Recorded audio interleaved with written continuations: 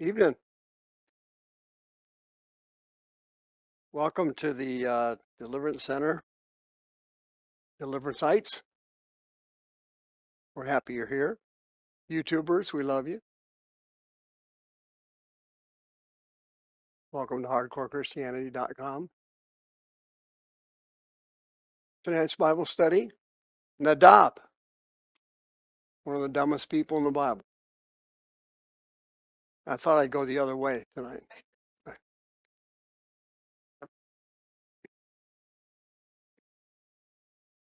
All right. Before we get started,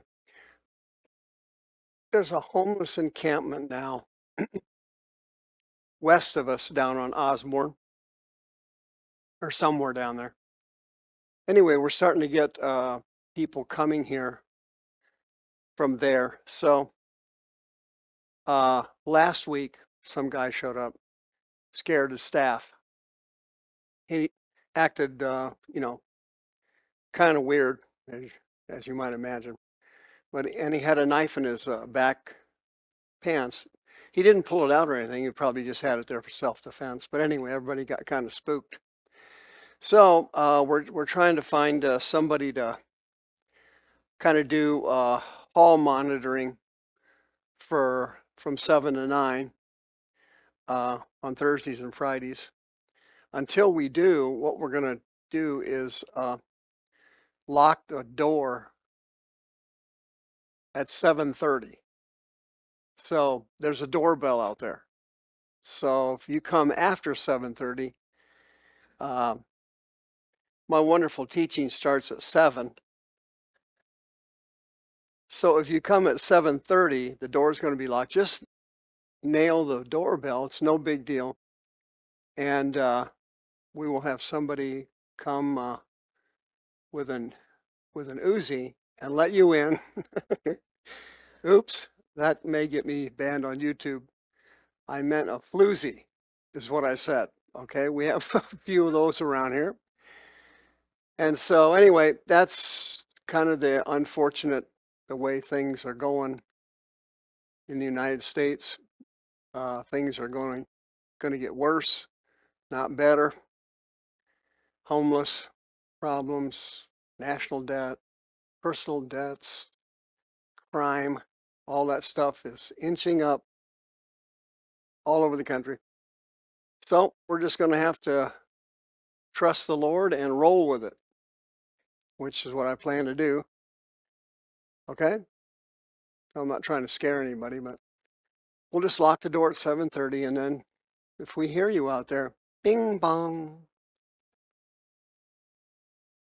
we'll assume that you're doing it, and then we'll turn the doorbell on. All right, let's go to the really fun stuff real quick, go through it. Here's our YouTube channel, youtube.com/House of Healing AZ. There it is.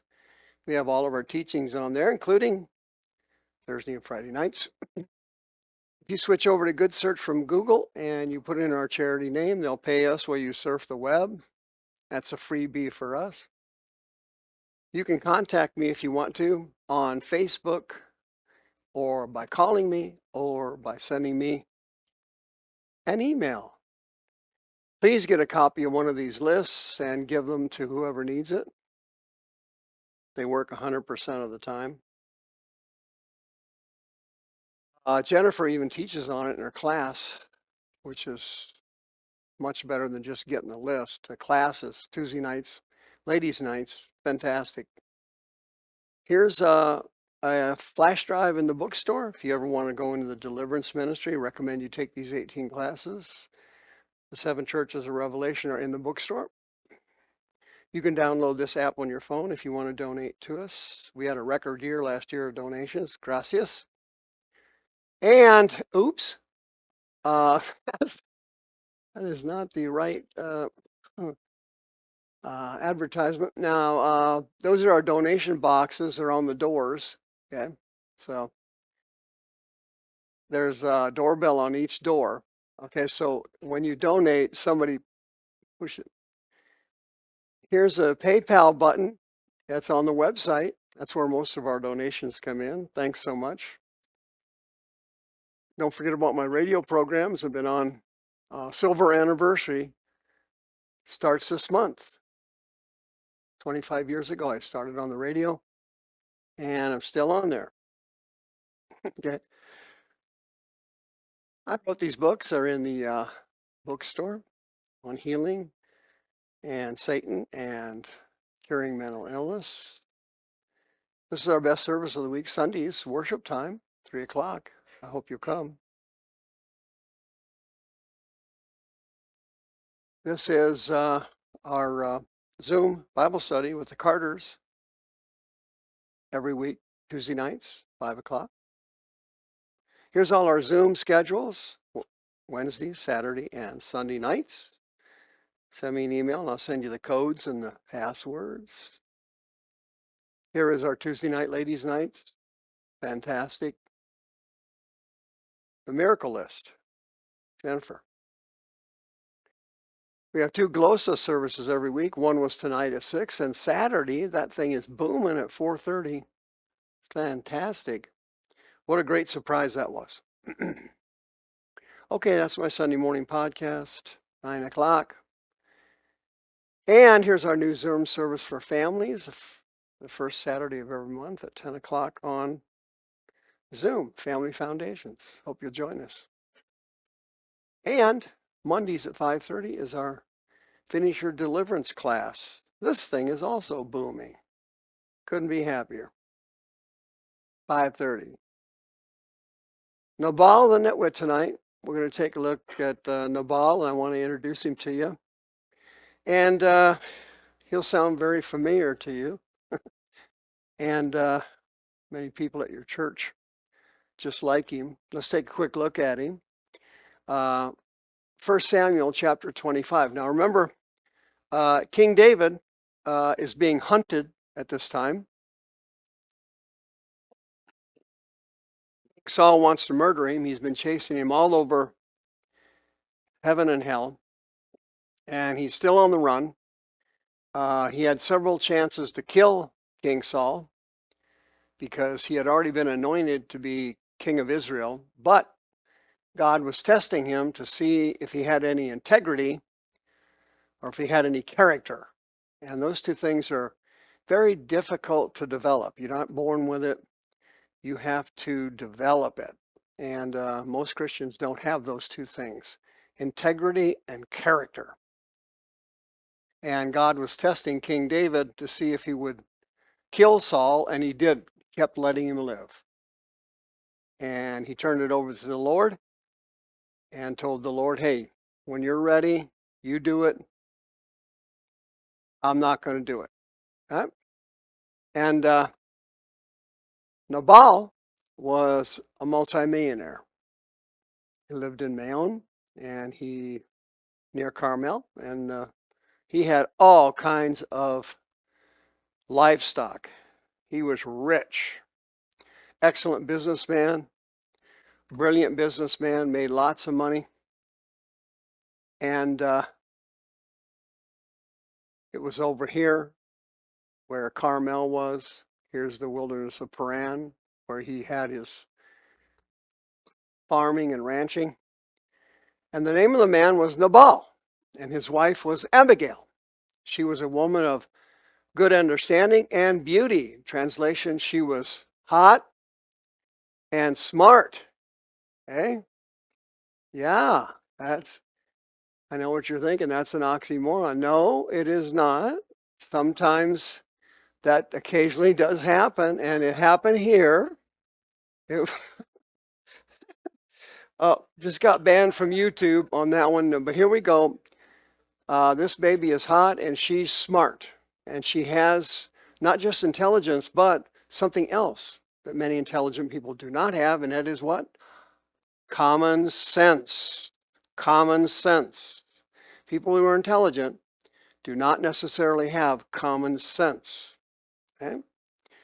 A lot of people are very smart, but their lives are jacked up. Why?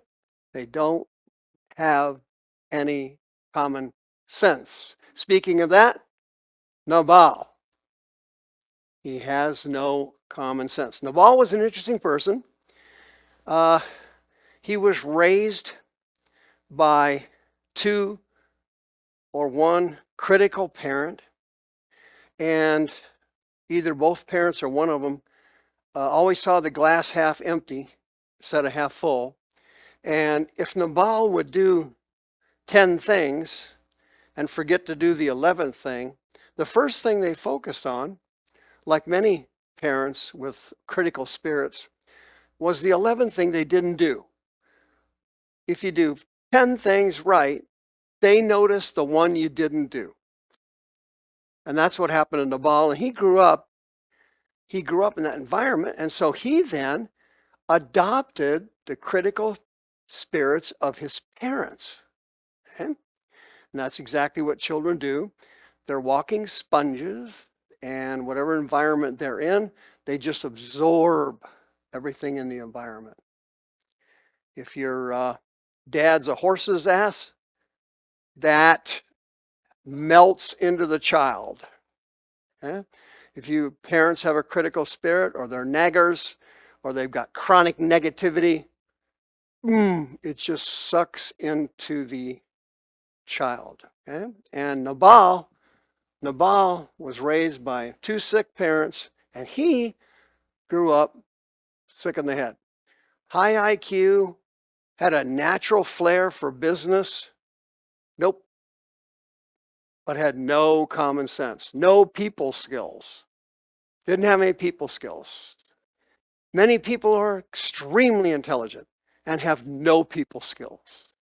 You sit and talk to Elon Musk. Elon, how you doing, buddy?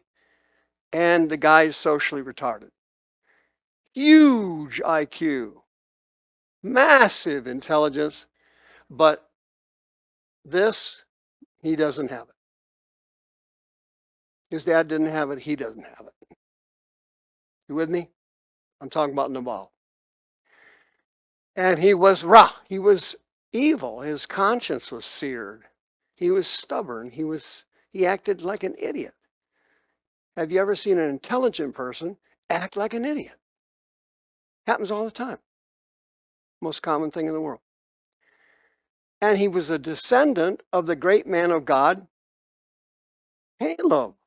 What a turn of events. You come up with this guy from this great man. The spies came back, and two of the spies, remember? That's him. David heard in the wilderness that Nabal shears his sheep. Now, shearing your sheep was code word for, they sheared their sheep at certain times of the year, and that was also the time when everybody celebrated. So they were shearing the sheep, and they were partying. Everybody's pounding, slamming down the wine. Nowadays, they'd be,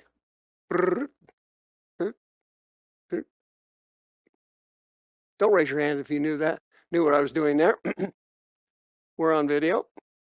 He was partying. It was time to party because the sheep were very successful. They were big and fat, and it was time to shear the sheep. Money time. Anybody with me? They're partying. David had seen them out in the wilderness, and he and his men protected them. And so David said, go to Carmel and to Nabal and greet him in my name and say to him that lives in prosperity, peace to you, your house, and peace to all you have. Now, King David was the heir apparent to Saul, and everybody in Israel knew that. See, Samuel's dead now, and he had anointed the boy to be king of Israel, right?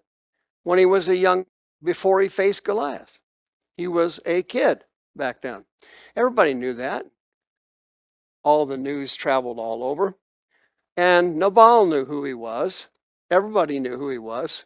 He was the uncrowned king of Israel. And so David says, hey, peace to you. I heard that you have shearers. Your shepherds were with us, but we didn't hurt them. We took care of them. We protected them. Hey, everything went great. We didn't take one animal We helped you out. There was no problem at all. We did you a huge favor. Everybody was happy. And Carmel is here. This is a bad picture here, but there it is. Here's the Battle of Armageddon coming up in a few years, I think. That's just my opinion. Yeah. And here's Mount Carmel here, where Elijah wiped out who? Yeah, the prophets of Baal years before that. So pretty impressive area. Ask your young men and they will show you. Let your young men find favor in your eyes, for we come in peace. Hey, we coming as friends, and we know you're rich. We know you got money. You got the means. We need help, okay? We need water.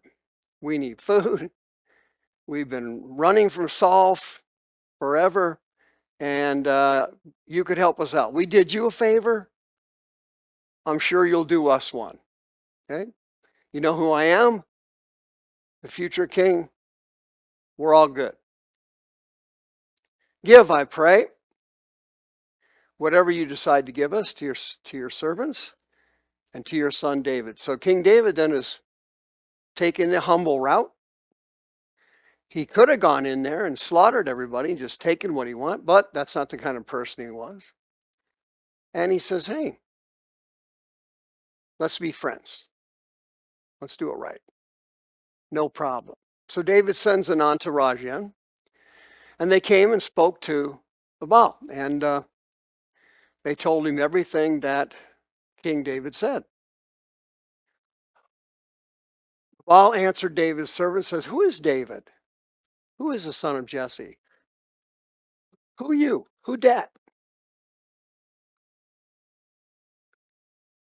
I don't have any respect for you. You know, once again, great businessman, IQ high. God, no common sense. You don't treat the future king of Israel like a piece of garbage, do you? Not if you have any common sense. And Baal did not have it. Shall I take my bread, my flesh? So people like him are individuals who live out of their soul. They're like the Blues Brothers, a soul man. Okay? And people who live out of their soul are failures as Christians. Your emotions are actually your enemy.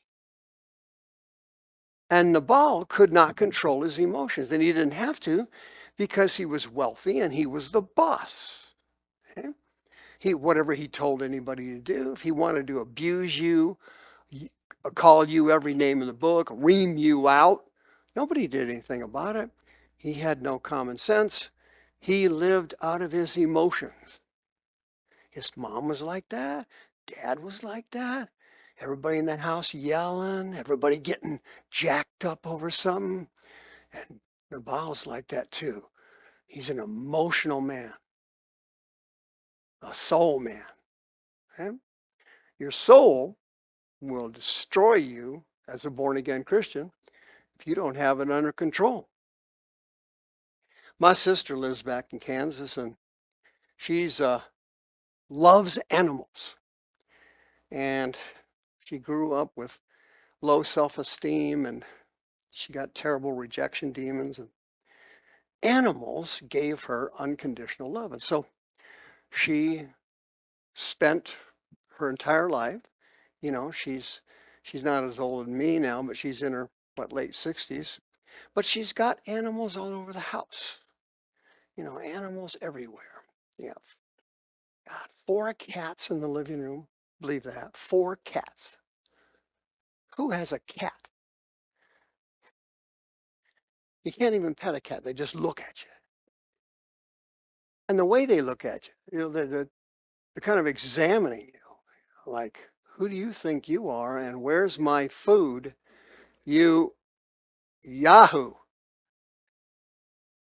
And she's got dogs. She's had dogs and she got chicken. She got everything.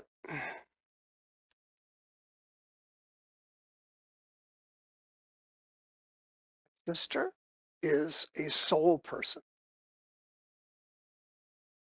She's not a thinker. She's a feeler. Feel.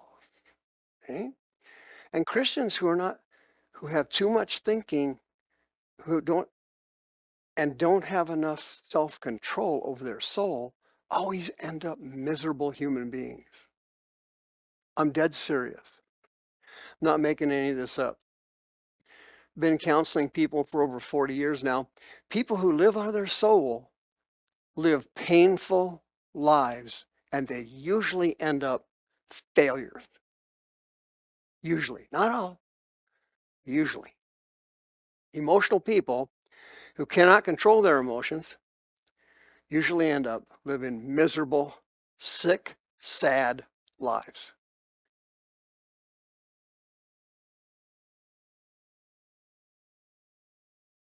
Here he is. Everything's about me. See? People who live out of their soul are usually self-absorbed people because they feel everything. They overreact to everything.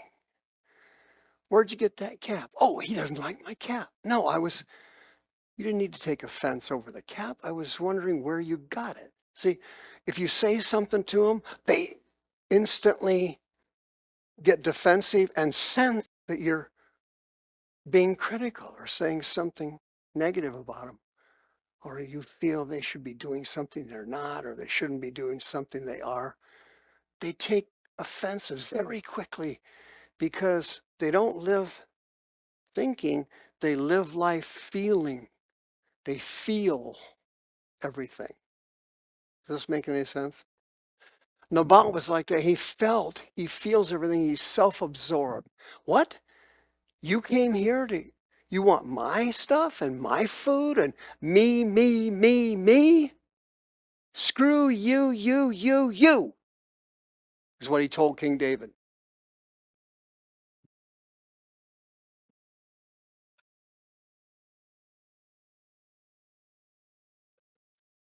David's young men said, whoa, we weren't expecting that. They turn around, they go back.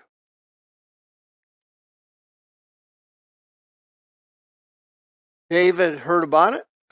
He said, what? David was also soul man.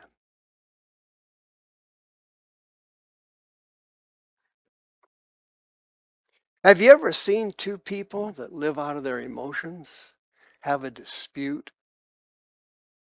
Are you able to duck? Because hell is coming to breakfast. If you got somebody who lives out of their soul and somebody else who's intellectual, not as many fireworks. See, the intellectual person will try to fence and dodge and try to calm it down, not provoke it. But two people living out of their soul, boom, it explodes. Well, King David hears that and he freaks. He'd go crazy. He said, listen, everybody get their sword, grab whatever you got to have. We'll take 400 men down there. We'll leave 200 behind to take care of the women, the children, the food, and the stuff. And I'm going to wipe this guy out. Okay? People who live out of their soul and have titles are extremely dangerous people because they've got the how dare you complex. How dare you talk to me like that? King David, boom! I'm going to kill this guy. I, the future king of Israel, you don't talk to the king of Israel like that, do you? You don't do it for long. I'm going to wipe this guy out.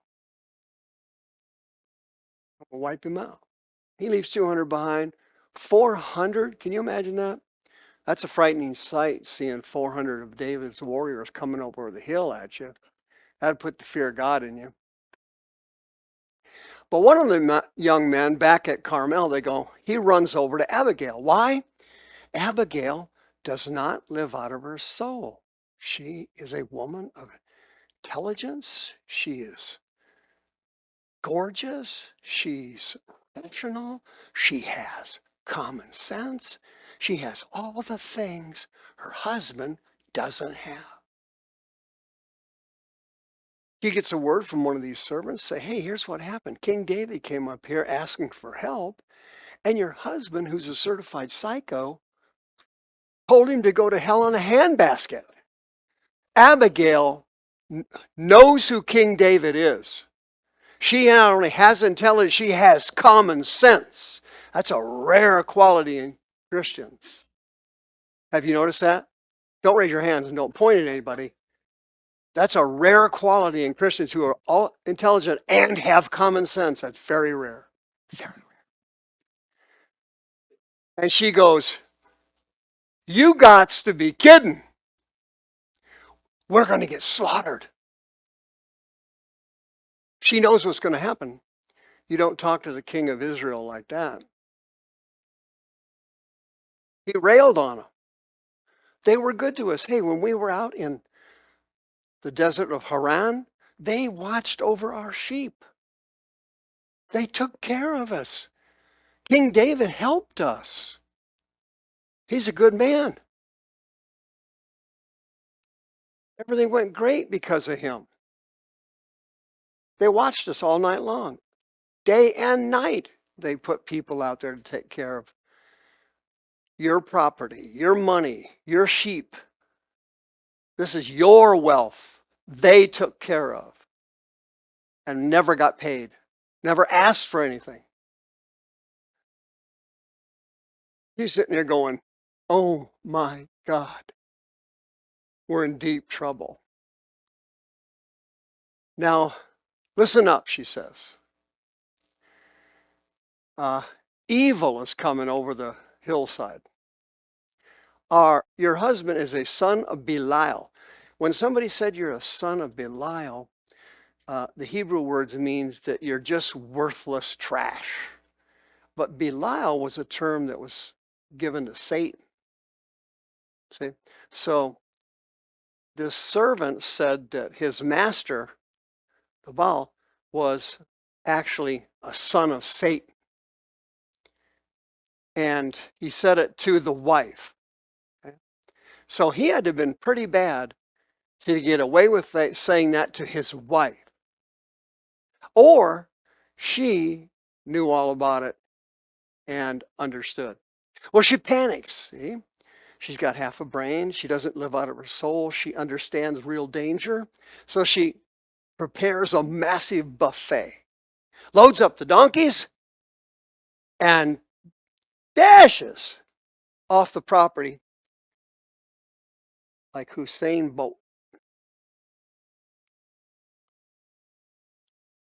He said, you go before me and I'll come after you. But she didn't tell who? Nabal the nitwit. She didn't tell him. Why? Because she knows that people who live out of their soul are people who don't like to hear bad news. They don't like to be challenged. They don't like to be stumped. They don't like to be talked back to. They don't like it. So she knows him like she knows the back of her hand. She goes, I'm not going to tell this blithering moron anything. I got to get out of here fast.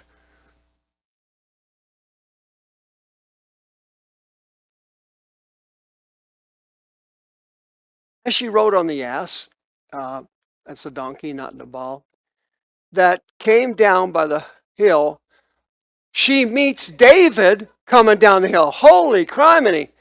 This group of people ran into this group of people. Kaboom. See? Like in New York subway. And they're having a big meeting out in the field. Uh-oh. She's got a knot in her throat. So do all the other people. And King David said, I should never have helped this guy out in the wilderness. What was I thinking? See?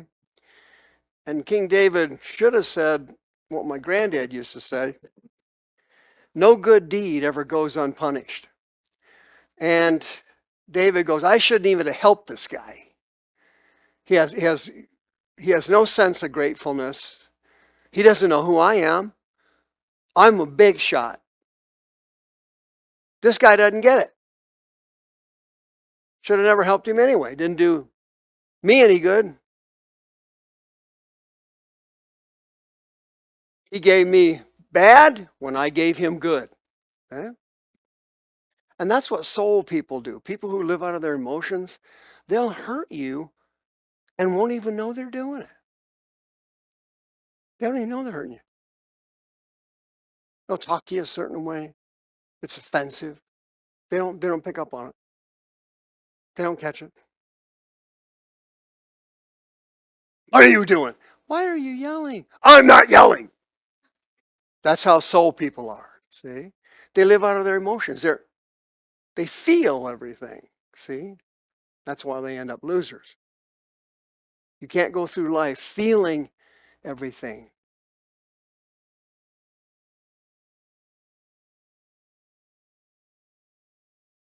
If I leave anything left, King David said, including anybody who pisses on the wall. What's that phrase? Men. David was going to kill every servant, every male, including Nabal. They were all going to die. See? Because they insulted him. If you insult somebody who lives out of their emotions, they start going through paranoia, panic. They get a PP. Paranoia. Oh my God, these people, they have no respect for me at all. They don't like me. They're going to reject me. They're going to dump me. They're going to bag me. Oh my God. King David overreacts. Nabal overreacts. See that?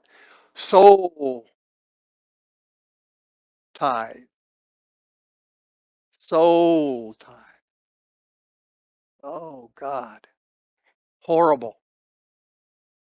Aren't you glad the good Lord can control his soul? I should have got more amens on that, but there's a lot of Jehovah's Witnesses here tonight. When Abigail saw David, she said, this is my one shot. See, Abigail is smarter than her husband, and she's smarter than David. Hello? She's got both of them. And so she does what? She leaps off her ass, that donkey, not her husband, and she falls down before King David. Brilliant. Brilliant. She bows herself low to the ground. What does that mean? I'm completely submitting to you. Then, huge IQ, huge common sense kicks in. My Lord, look, I need to talk to you. Listen to me for just one moment. She's on the ground, face on the ground, face on the ground. People who have titles, who live out of their souls, like it when people submit to them. It makes them feel good. See? Her IQ is huge. She's got common sense and she knows how to control people who have soul problems. You know why? She spent years controlling her husband. She learned through this adversity how to manage people who have emotional problems. Am I talking it straight? That's what she's doing. She's a professional. She manages nitwits. You people are able to do that. Most of the time, they are a nitwit. As she bows, she says, hear the words of your handmaiden. Then she really tricks him. She really outthinks him. She takes the blame. David knew it was Nabal, and that's who he was looking for, because Nabal was a wall pisser, a male. Hello? All the males were going to be killed. All of them.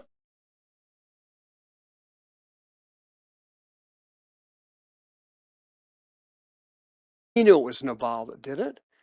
His servants came back and told him. His wife had nothing to do with it. She wasn't even there when they showed up. She knew nothing about it.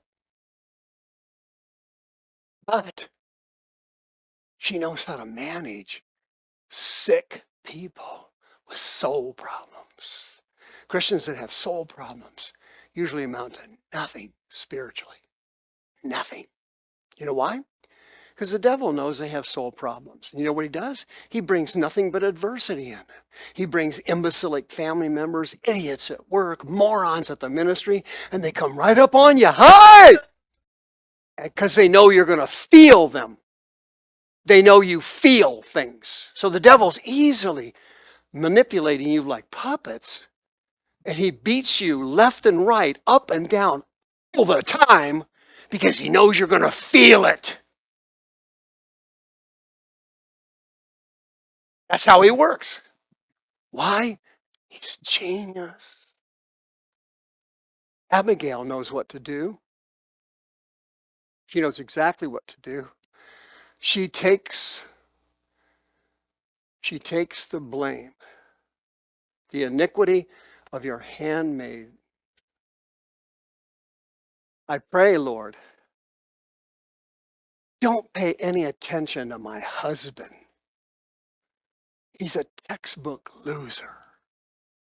Is that any way to talk about your husband? It is when you're on the verge of having everything you own and everyone you know murdered.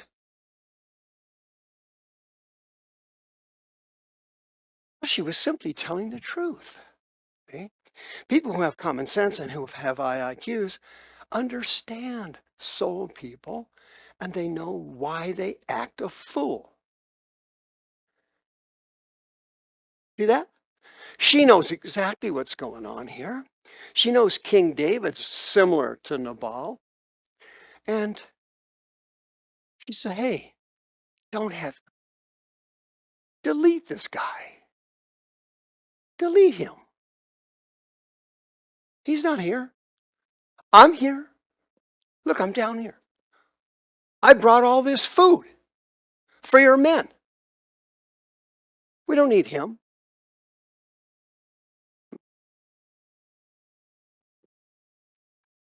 God frequently marginalizes Christians who have soul issues because he doesn't want them to damage themselves or other Christians.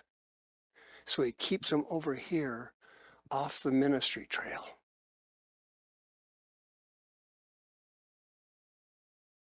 It's not that he doesn't love them. He just doesn't want them hurting others and then hurting themselves. So Nabal had to be put on ice. They call him Belial, and that's exactly what he is. He's an idiot.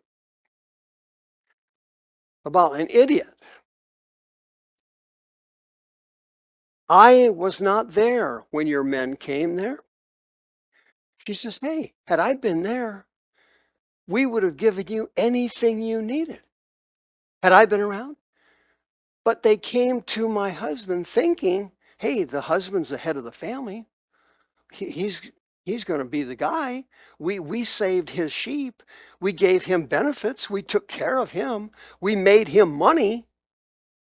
So the husband's the guy that's going to do it. No. Nope. I wasn't there. Why are you going to murder innocent people? See, she's outthinking him every step of the way. Both these two goofs. Abigail runs rings around both of them. She then appeals to David's morality. See what she's doing? Brilliant. I didn't know anything about it. You're going to kill me and all these other people? We had nothing to do with it.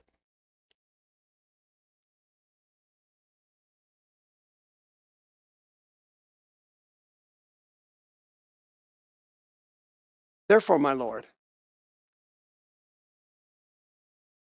listen, you don't need to come here and kill everybody. You don't have to avenge yourself at all. I'm right here on my face. I'm on my knees.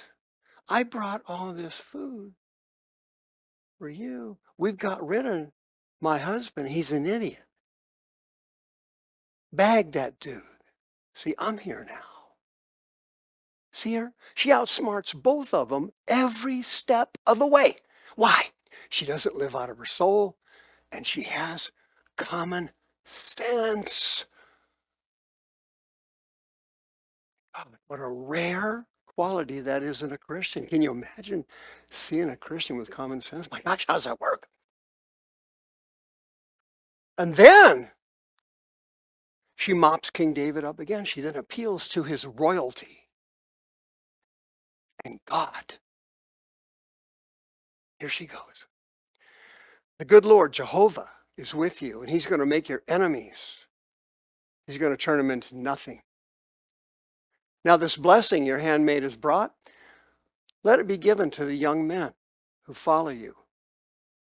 And she's kneeling down. She addresses him as my Lord. She said, don't listen to that guy anymore. I'm here. You don't want to kill a bunch of innocent people, do you? She could see that King David had a conscience.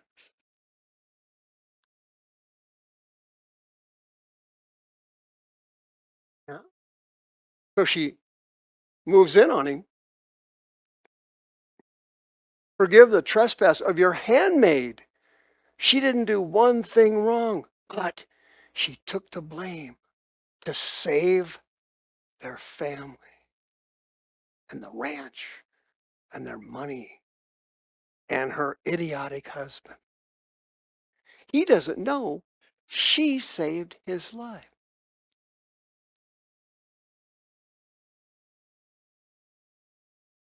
God's going to take care of you. I already know that. I brought all this food because you are the next king of Israel. She now appeals to his royalty. Well, people who live out of their soul and they're emotional, they like compliments. See that? That's how you manipulate them. You want to control Donald Trump? If you insult him, he comes right back at you like a juggernaut. If you kiss his butt, he lets you in and sits you down, listens to everything you say. President Trump, you're wonderful. You're looking great. You know what? I love orange hair. Oh, come on in. Abigail's smart. She knows people. She reads them like books. She would have been a great counselor.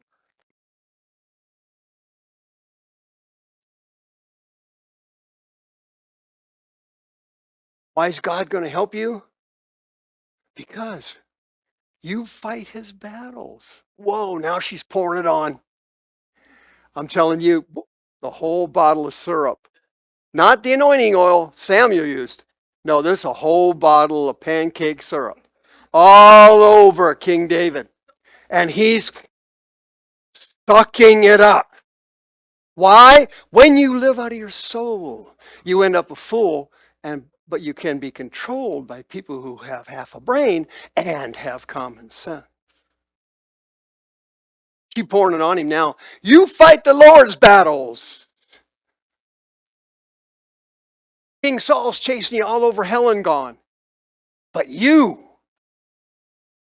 are God's man of faith and power. You serve Jehovah, the Hebrew God. You're the next king, David. And I am your servant. I'm the servant of your men. They'll come down here. I brought you food.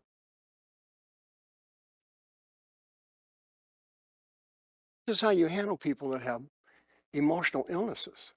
Hello?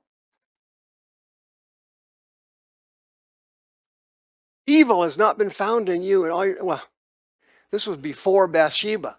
Okay, he worked his way out of that one. And Abigail was around, but he wasn't listening to her anymore. He got the hots for a new babe. That turned into a living hell. That's a different Bible study. Now she compliments his morality. Oh, King David, you're a saint. He's on fire right now. Why? She's going to lose everything she has. Everybody is getting slaughtered unless she prevails. She's able to do it because she's smarter than King David and smarter than her crackpot husband. Is anybody following this Bible study? I'm keeping it real. Come on now. King Saul's chasing you all over everywhere. But you are protected by the Hebrew God, the true God, the only God. She's telling this to King David. Now he grabbed a syrup bottle and he's pouring it on himself. Then she says, you're a monstrous conqueror. I heard about Goliath. All your enemies will be there. You will rise above everything. Wow. Husbands, wouldn't it be great to have a wife like that? Don't raise your hand. Don't point at her. Your enemies are going to be destroyed because God is with you. You are God's man of faith and power. You have complete control over my life. You can wipe us out in 2 seconds. But I know you don't want to kill innocent people. He's eating this up. You're morally upright. You are the future king of Israel. You, God's man of faith and power.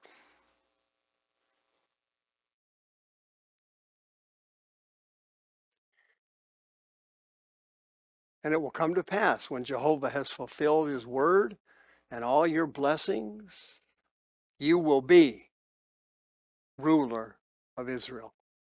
She knew King Saul was chasing him. She knew Samuel had anointed him when he was young. She heard about Goliath. She knew all that stuff. See? Now she's cashing her chips in.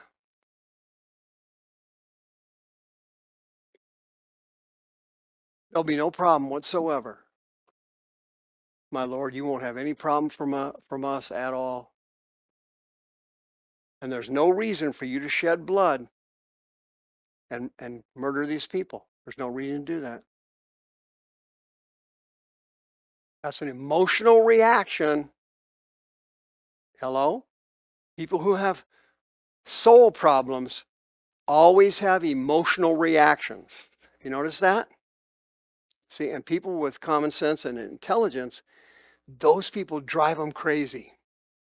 Because it's like walking on eggshells when something goes bad and you got to bring them some bad news. You come in, you're shaking like you got Parkinson's because you know they're going to blow up. Because they were raised in a family that did not control their emotions. Okay. I know what you're thinking. This is good preaching, but I don't want to admit it. Okay.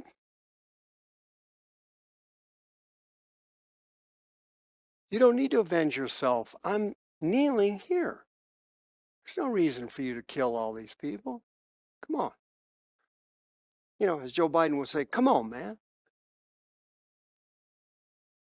Listen, when God gives you everything and sets you up as the king of Israel, will you remember your handmaid your slave, your girl, your servant. Will you remember that? Oh man. Oh man, his soul has now got an ego burst. He feels like he's already king.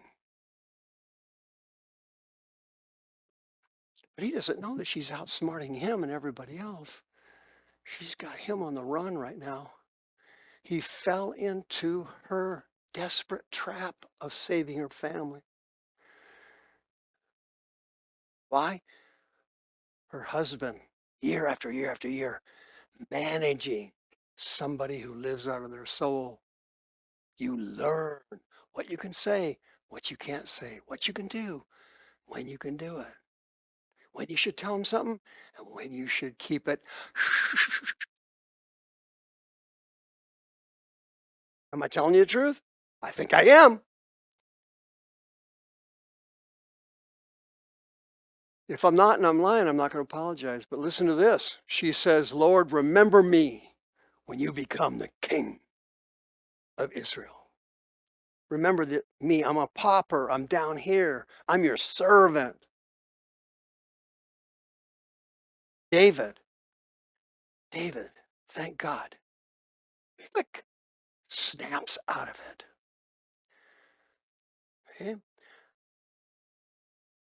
Nabal can't snap out of it, but King David can. He snaps. It's like that. He goes, my God, what was I thinking?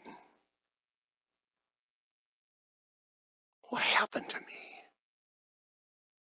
All of a sudden, as the alcoholics say, he had a moment of clarity. Bingo. His soul goes down and his common sense and his conscience goes up. And he realizes when the Holy Ghost convicts him what he did wrong. God sent you to me. Now he sees her as a messenger of Jehovah. Blessed is your advice. Blessed are you, because I was going to kill everybody and take revenge on this man insulting me and not appreciating what I did. See, people that live out of their soul and they're emotional, if you don't notice everything they do that's right, and they don't get in credit for every little thing, they start getting the anointing of pouting. They start pouting. You ever live with somebody like that? You have relatives like that? You know what I'm talking about. If they don't get that credit, see, all of a sudden, uh-oh, somebody pooped on their dinner plate. Uh-oh, the chute hits the fan. Hello? David clicks. Oh, the Holy Ghost just spoke to me. I am wrong. Oh, David was a spectacular man of God. Why? Most people who live out of their soul can't admit they're wrong. David was an exception.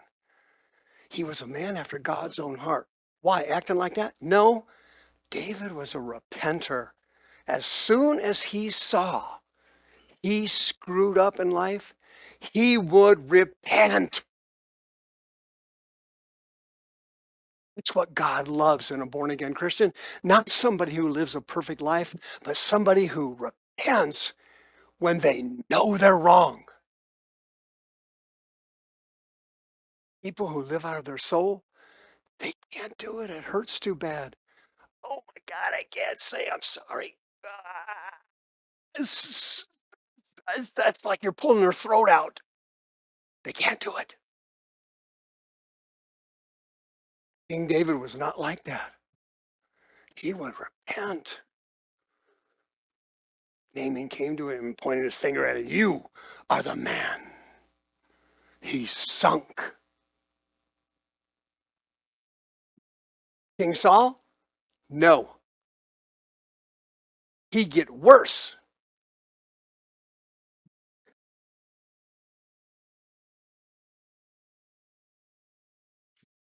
In addition to that, King David was violating the law of God. Thus saith the Lord, vengeance is mine. I will recompense. David knew that. See, Christians who have emotional problems instantly forget the word. It clicks right out of their brain. And the soul takes over. How dare you talk to me that way? What you talking about, Willis? How you doing that? You don't talk to me like that. See that? It overruns your mind. King David, man. He violated the law of God and he repented. People who have soul problems and emotional problems always have problems with frustration and anger. They're always getting frustrated with people. People drive them nuts. Why? Because people screw up. People are flawed. People make mistakes. It's genetic.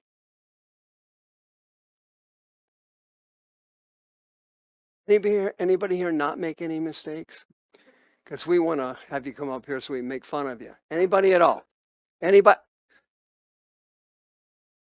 If you grow up in a family where you can't control your anger, your chances of being a successful Christian are almost nothing. You understand that? Almost nothing. You know who triggers your anger all the time? Demons. They always bring you some temptation, some stoop to say something stupid.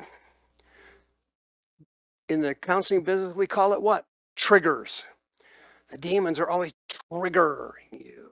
Triggering with lust, trigger you with frustration, trigger you with anger, trigger you at church. Why? Because they know all about you. They read you like a book. They know exactly how to yank your chain.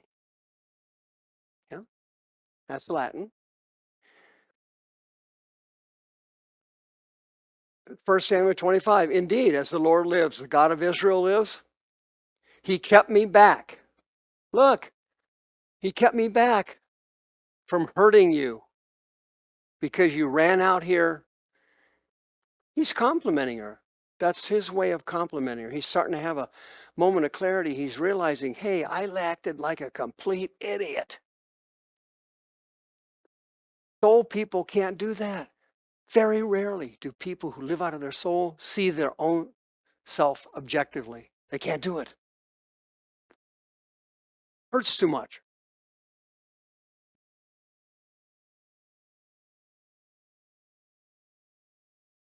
Guess what would have happened had you not come out here, he said. Yeah, I would have mopped up everybody. He wasn't kidding.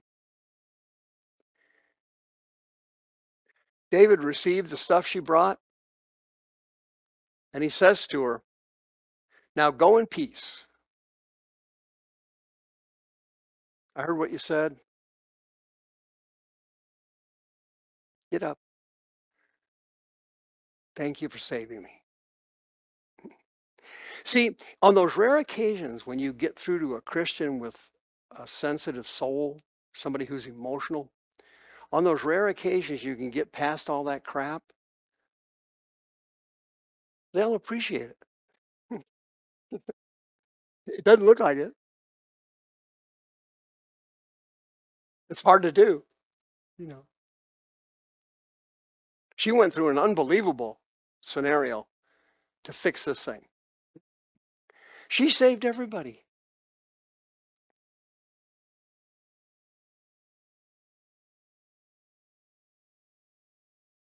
Abigail went home. She went home in peace. When she got there, what was happening? I already told you. Party. Nabal was bombed. He'd been drinking wine all day. They were making money left and right. They're sharing the sheep, storing it. They're going to sell it. The whole 9 yards. Everything's going his way, see? And he's not about to give any of my stuff to that guy.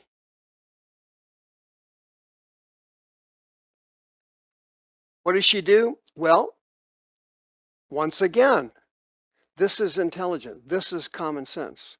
This is management of people who have emotional problems. See? People who have soul issues, if you give them a bottle of hooch, those soul issues go from here to here. Yes, sir. My mom and dad, yeah, to be honest with you, had soul problems and they were alcoholics. I'm older, my sister. There was two of us. So, I remember a lot in my childhood. My sister doesn't remember. Thank God. So I'd be laying in bed and crash! I wake up and I'm going, uh-oh, uh-oh, here we go again. I got to leap out of bed. I got to run into the living room.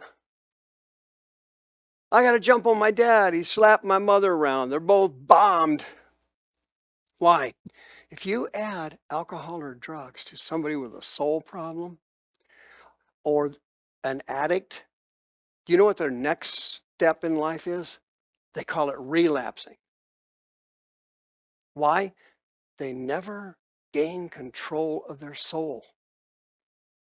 That's why they relapse. Addicts almost always relapse because of their emotional problems.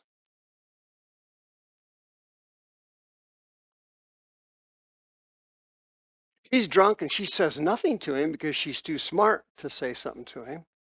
See, but another wife with a lower IQ who lived out of her soul would have reamed the guy out. While you were here getting drunk on I was saving your life, you piece of crap. Then there'd be a big crash. Boom. Then I'd leap out of my bed in the middle of the night, come running out to save Nabal. He's too smart for that. She goes, I'll wait till tomorrow morning. My parents were not smart like that. They didn't wait till tomorrow morning. They got me up at 2 a.m. Guess what happened? Well, after the wine had gone out of the, what does that mean? The dude sobered up, correct? His wife told him what happened. What happened to him? He had a stroke.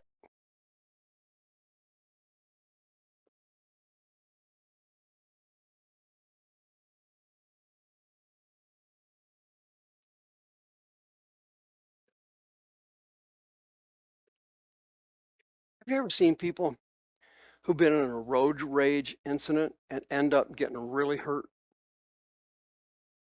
They're not mad anymore. Now they got regrets.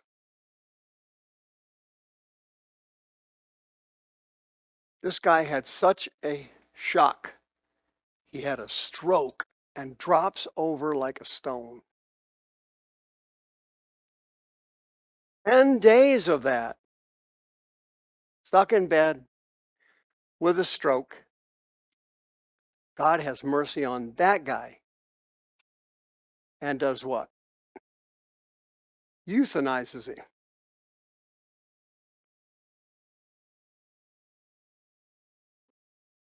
He dies.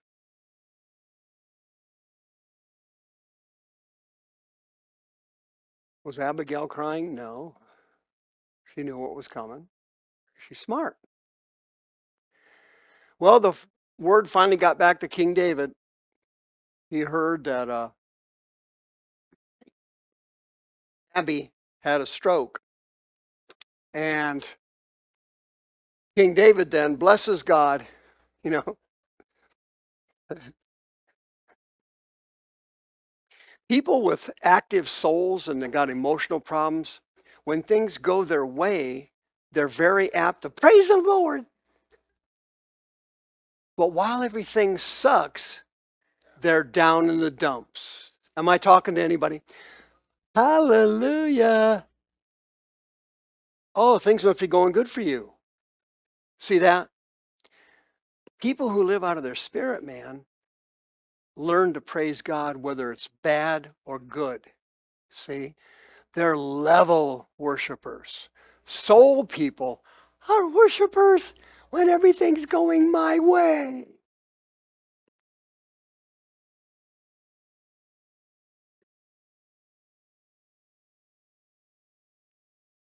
God, he got rid of Nabal and he kept me from killing all those innocent people who knew nothing about it.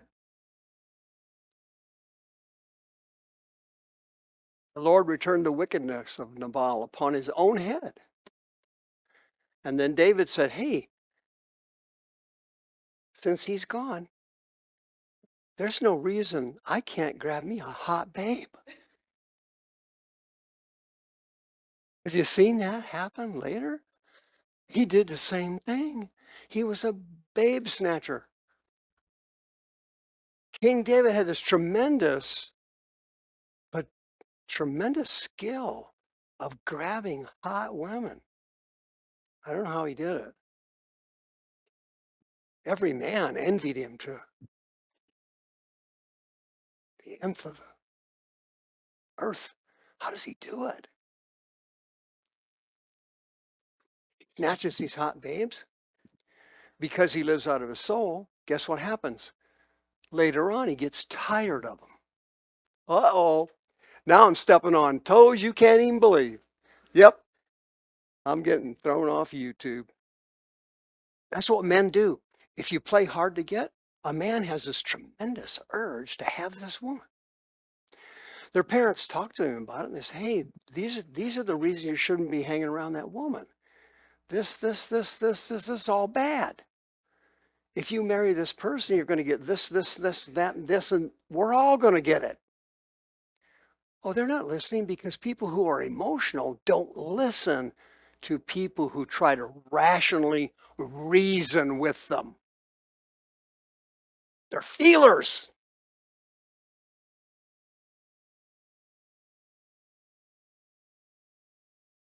I feel pretty good about Abigail. I can use her because she's smarter than I am. Oh, that'll come in handy. What's he do? Sends his people to negotiate a deal and say, hey, he wants you to be his wife.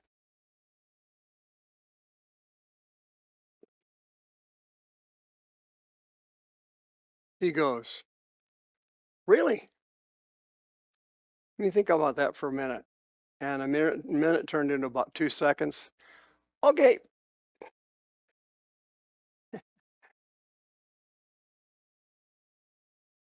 I am your handmaid and your servant. Notice that? Yeah, she didn't lord it over these people that came to see her. She didn't let pride get in the way. She kept her integrity and her character. It's hard to find that in a Christian, isn't it? But some of them do have it. And she had it.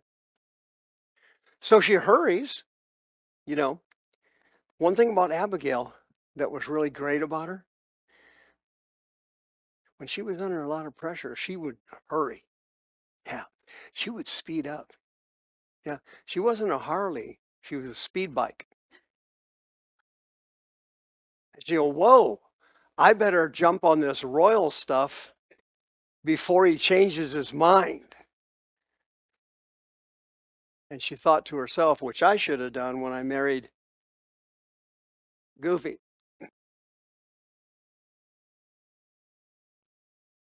She says, let's go. She jumps on her ass and grabs 5 of her servants, her best 5, her girls, her posse, and takes them with her.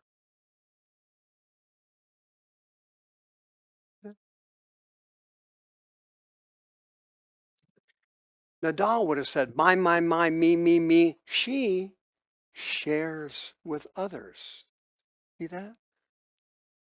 She had integrity. She had character.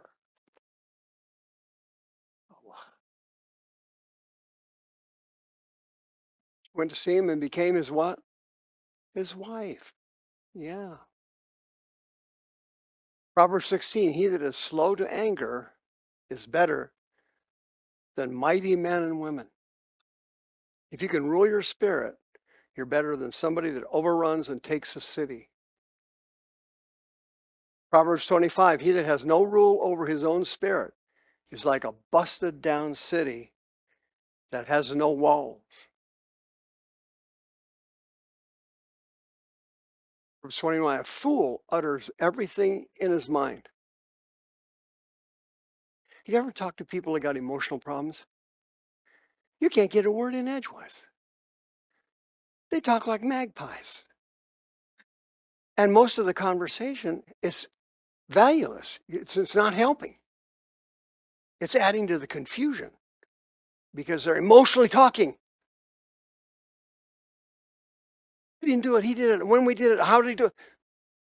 Hey, calm down for a second. See?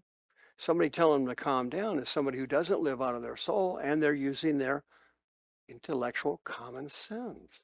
They're trying to get the emotional baggage one to calm down. If you have two emotional people get married, what do you have then? Oh, we call it a divorce.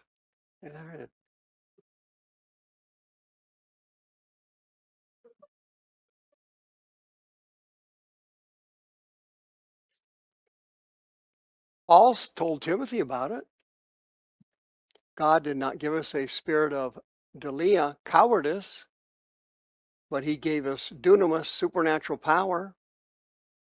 He gave us agape, unconditional love. And he gave us what? Here it is. That's what she had. Phronisma. She had a mind that worked properly. See? Emotional people have problems with their mind because the emotions and the fears and the anger and the lust overruns their common sense.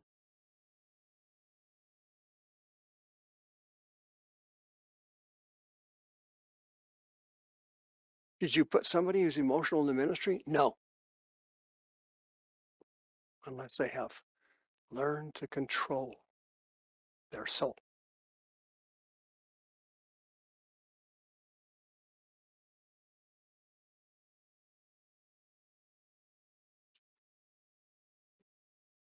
This is where we get our English word what?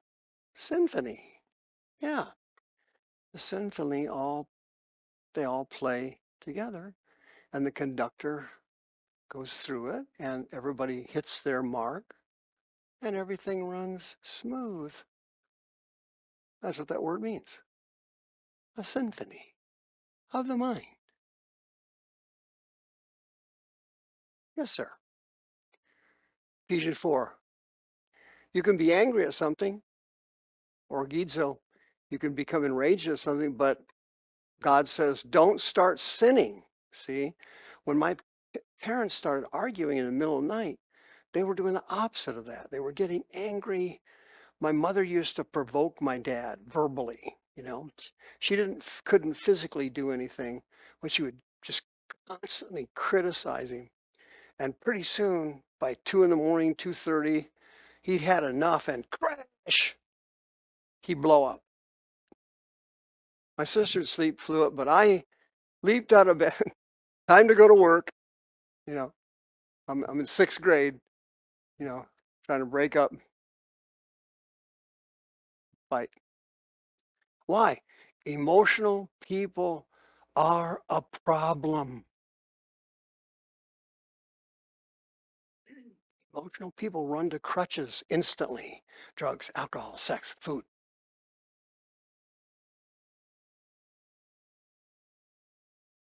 Emotional people pass their sicknesses onto their children quickly. It quickly enters them.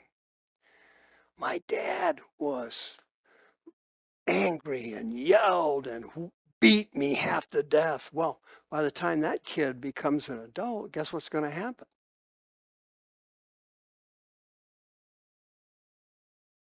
Don't go to bed mad, dude.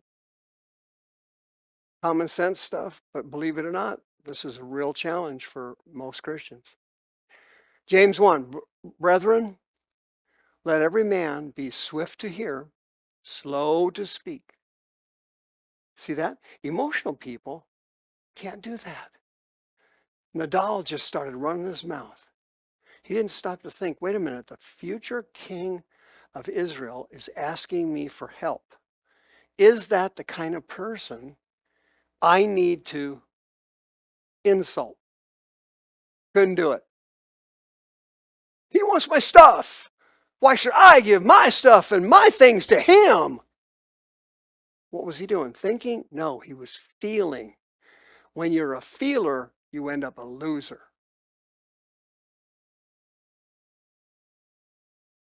But he had a stroke and died.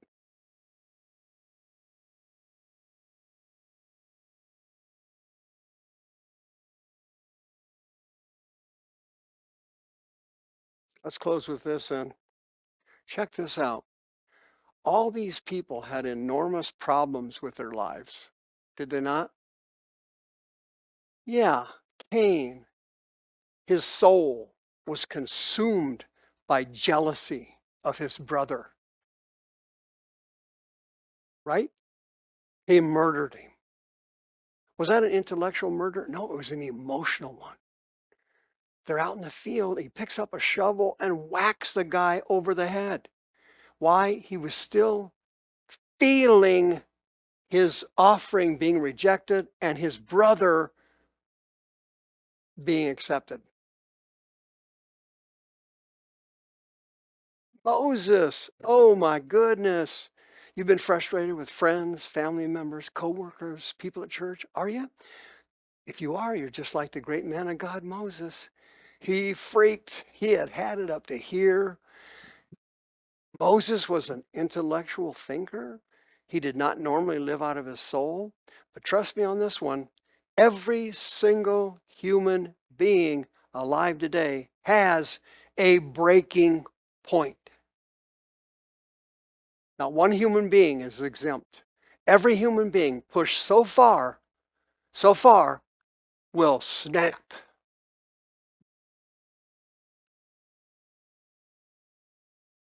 Happened to Moses.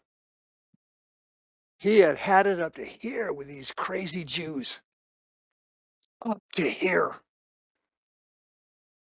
They complained about everything. You ever been around somebody that complains all the time? It like scratches your soul. It stinks your spirit. It kind of gets you like, wow, I feel like something's wrong. Constantly saying negative things, constantly griping about something. It wears you down. How many know what I'm talking about? It's emotional. They dump on you. He said, well, you want water, do you? You want some water, huh? Is that right? Is that what you're looking for? Boom! There's your water. You turds. What happened to Moses? He never got to go in the promised land. He lost his ministry. Everything he worked for in life was gone. It's exactly what happens to Christians who can't control their souls. Everything they worked for ends up lost. The devil steals everything from them. He's got legal rights to do it. God had mercy on Moses. Didn't he? Oh my God. 500 years later, 400 years later, the Mount of Transfiguration. Moses made it to the promised land. Yeah. God had mercy on him. Remember when you screwed everything up, Moses? I do. I'm going to restore you. Go down. Promised land. As they looked up there, they saw Jesus. Who? Who was on the mount? Moses? Yeah. Yeah. They're all standing there. He made it home. King Saul, oh man, he hated King David. Why? Jealousy. Jealousy, believe it or not, is one of the most damaging emotions a human being can have from a medical standpoint. That and bitterness. You get somebody who's jealous and bitter, they end up with cancer, no question. King David. Why? His soul hated him because the people were cheering for David. Hey, Saul killed this many, David killed that many. Let's have a parade. It infuriated him. He spent the rest of the time trying to kill him. Murder. Jonah. Oh my gosh. Bitterness will rot your internal organs out. You can't even believe how damaging bitterness is for a medical reason. Not spiritual. That's obvious. Medical. Jonah hated the Ninevites. Hated them. They were idolaters, party animals, whores, everything. Hated them. And God said, you know something? I'm going to give these Ninevites one more chance. You know what? God said that to you about 50 or 60, 100 times. Did you know that? He's giving you another chance over and over again. You going to take advantage of it? Are you? Are you not going to keep doing this anymore? Are you? Okay. Jonah, I want you to go tell them Ninevites that if they don't change, judgment's going to fall. Jonah goes, really? That's great. Boom. He's gone. Because he knows God's going to cook him. Bitterness causes you to have no concern about other people. None at all. All you care about is wait until they get their comeuppance. That's what Jonah was doing. Torch him. Esau, oh my gosh, that poor guy. What a mess he was. King David, oh gosh, his soul. He already had Abigail. She looked like a runway model, smart as a whip, gorgeous. Probably had a nice sense of humor too, although there wasn't much to laugh about in that story. Oh no, he couldn't take Abigail anymore. No, she's old hat. Now he's looking over there at the spa. Yeah, 11 o'clock at night, he's looking over there. Oh, how come that woman over there is taking a bath in full view of me? Oh, well, that's a different Bible study. You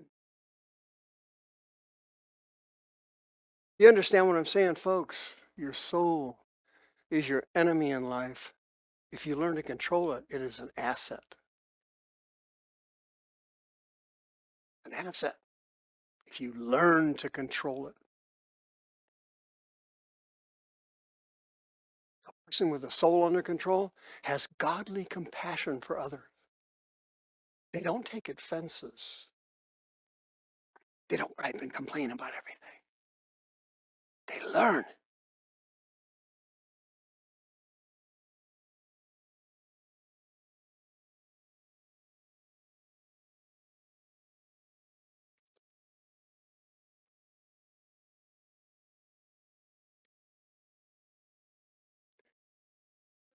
Let's pray then.